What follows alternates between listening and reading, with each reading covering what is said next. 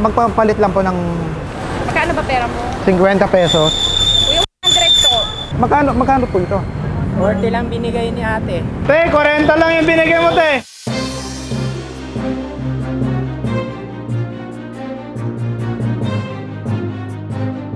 Welcome sa Human Meter. Gagawa tayo ngayon ng social experiment.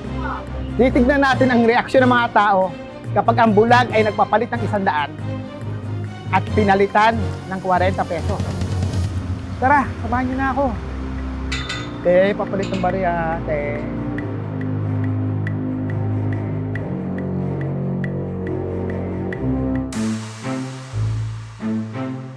Kuya? Kuya, yan. Eh di, magpapalit lang po ng Magkano ba pera mo? 50 pesos. Kuya, 100 to. 100. Ah, sige, salamat. Pamamasahe ko lang. Parang kung may barya ako, kuya eh. O ito, 2.50. Okay na, kuya. Sige, salamat.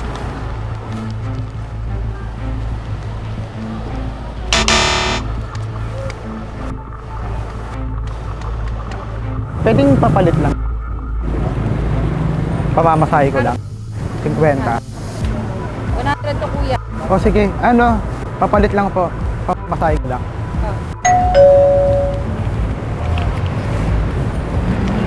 Kuya.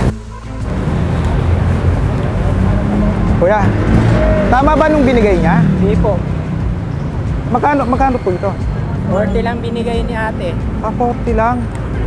Saan na yung ate? Sige. Pwede makahingi ng tulong. Magpapalit lang ako ng pera ko. Magkano ba pera mo? 50 pesos. Parang dalawang papel lang to ah. 2.50 yan. Magkano ba binigay ko kanina? 50, 100? 100. Ah, 100. Sige, salamat po ah. Sige.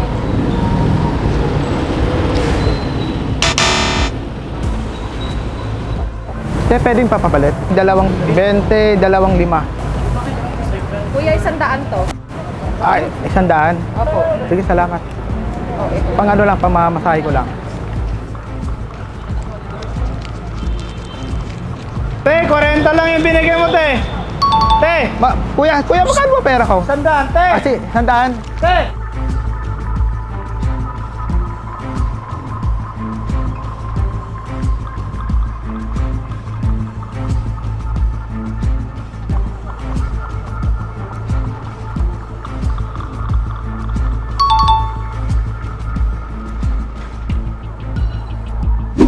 Maraming salamat sa panonood sa aming video. Sana'y meron kayong aral na napulot sa amin. Kung meron pa kayong mga social experiment na gustong ipagawa sa amin, i-comment nyo lang sa comment box. At huwag nyo kalimutan mag-subscribe sa Human Meter.